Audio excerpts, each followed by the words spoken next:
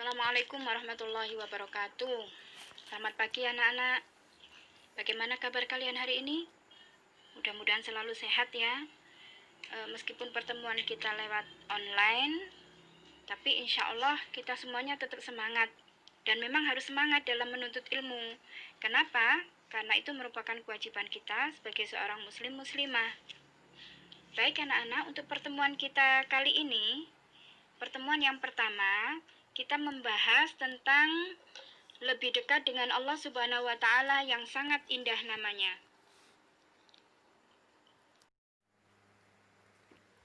Sebelum kita lanjutkan ke materi, ayo disiapkan Al-Qur'annya, buku modulnya atau LKS, agar dalam proses pembelajaran bisa kita langsung membuka dan membacanya bersama-sama.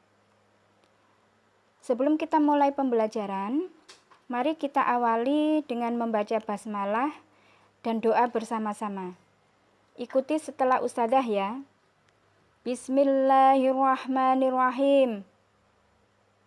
Allahumma inna nas'aluka ilman nafi'an wa rizqan thayyiban wa amalan mutaqabbalan.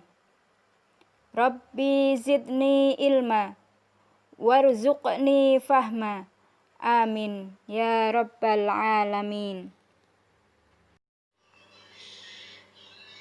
Sekarang disiapkan Al-Qur'annya. Dibuka surat Al-Hasyr, surat 59 ayat 24. Mari kita baca bersama-sama.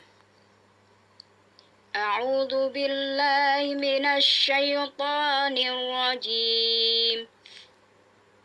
Bismillahirrahmanirrahim. Huwallahul khaliqul bari'ul musawwiru lahul asma'ul husna. Yusabbihu lahu ma fis samawati wal ard. Wa huwal azizul hakim. Surat apa tadi, Mbak? Mas? Surat Al-Hasyr, surat 59 ayat 24. Coba dilihat Al-Qur'annya lagi, dibaca terjemahnya. Baik, perhatikan slide berikutnya. Di sini Ustadzah sudah menyiapkan peta konsep. Bisa kita simak ya bersama-sama. Di situ bahasan kita adalah Asmaul Husna. Ya. Yang pertama kita bahas tentang iman kepada Allah Subhanahu wa Ta'ala. Kemudian yang kedua adalah Asmaul Husna. Yang ketiga makna Asmaul Husna. Dan yang keempat adalah hikmah beriman kepada Asmaul Husna.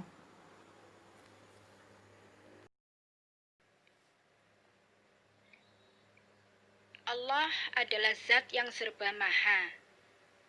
Tidak bisa kita lihat dan juga tidak bisa kita sentuh. Bahkan tak bisa dibayangkan.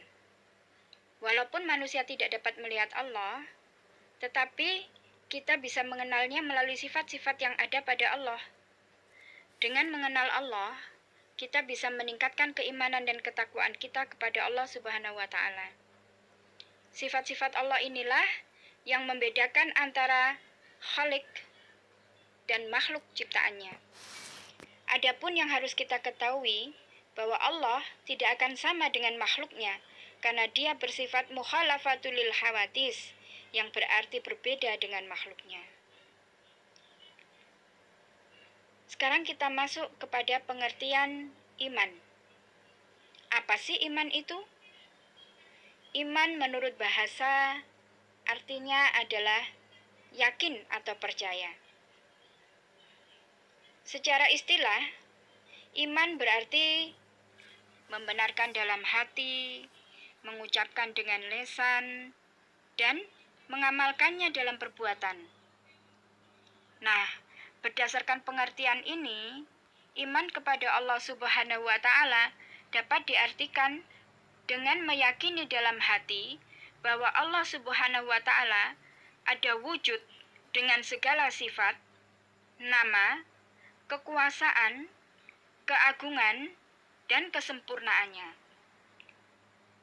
Keyakinan ini diikuti pula dengan ikrar lisan dan amal perbuatan secara nyata. Nah, apa sebutan bagi orang yang beriman? Orang yang beriman dikenal dengan sebutan mukmin.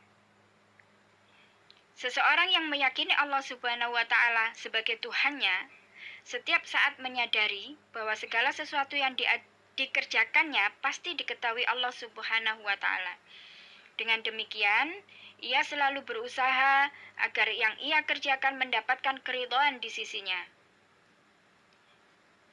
Karena keimanan kepada Allah Subhanahu wa Ta'ala harus meliputi 3 unsur, yaitu keyakinan dalam hati, ikrar dengan lisan, dan pembuktian dengan anggota badan. Jika ada seseorang yang hanya meyakini dalam hati terhadap keberadaan Allah Subhanahu wa Ta'ala, tetapi tidak membuktikannya dengan amal perbuatan serta ikrar dengan lisannya, berarti keimanannya belum sempurna. Ketiga unsur keimanan tersebut saling terkait, saling terikat satu sama lain, dan tidak bisa dipisahkan. Asmaul Husna. Asmaul Husna secara bahasa berarti nama-nama yang baik. Secara istilah, Asmaul Husna dapat diartikan nama-nama yang baik yang dimiliki Allah sebagai bukti keagungan dan kemuliaannya. Dengan penyebutan nama-nama Allah melalui Asmaul Husna ini, manusia akan mengetahui keagungan dan kemuliaan Allah yang tidak dimiliki oleh semua makhluknya. Coba perhatikan ayat yang sudah kita baca bersama tadi, ya, itu termasuk salah satu dalil dari Asmaul Husna. Mari kita ulangi untuk membacanya bersama-sama. A'udzu billahi minasy syaithanir rajim. Bismillahirrahmanirrahim. Huwallahul khaliqul bari'ul musawwiru lahul asmaul husna. Yusabbihu lahu ma fis samawati wal ard. Wa huwal azizul hakim. Dialah Allah yang menciptakan, yang mengadakan, yang membentuk rupa. Dia memiliki nama-nama yang indah. Apa yang di langit dan di bumi bertasbih kepadanya. Dan dialah yang maha perkasa, maha bijaksana. Nah, dalam ayat ini sudah disebutkan, dialah Allah yang menciptakan, yang mengadakan, dan yang membentuk rupa. Dia memiliki nama-nama yang indah, Al-Asma'ul Husna. Ya. Dalam sebuah hadis, Rasulullah SAW menjelaskan bahwa barang siapa mengamalkan Asma'ul Husna, ia akan masuk surga. Mengamalkan, bukan hanya menghafalkan. Ya. Hal ini seperti dijelaskan dalam hadis Rasulullah dari Abu Hurairah radhiyallahu an sebagai berikut.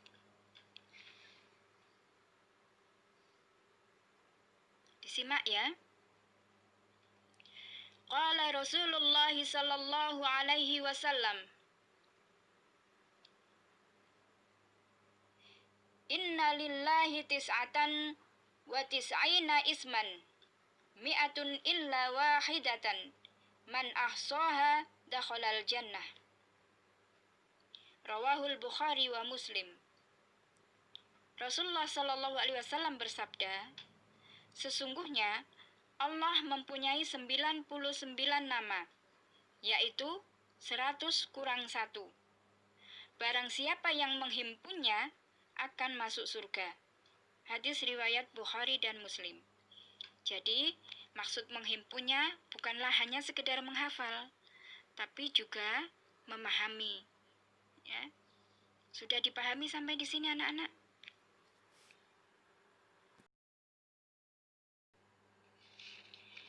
Baik, pertemuan kita kali ini kita hanya membahas 2 subbab, iman kepada Allah dan Asmaul Husna. Untuk pertemuan berikutnya nanti insya Allah kita lanjutkan dengan memahami makna Asmaul Husna dan hikmah, ya, hikmah beriman kepada Allah. Ada yang kurang paham? Kalau ada yang belum paham, bisa dilihat buku pengayaan atau bisa menuliskan pertanyaan di grup chat Telegram. Ustazah tunggu ya.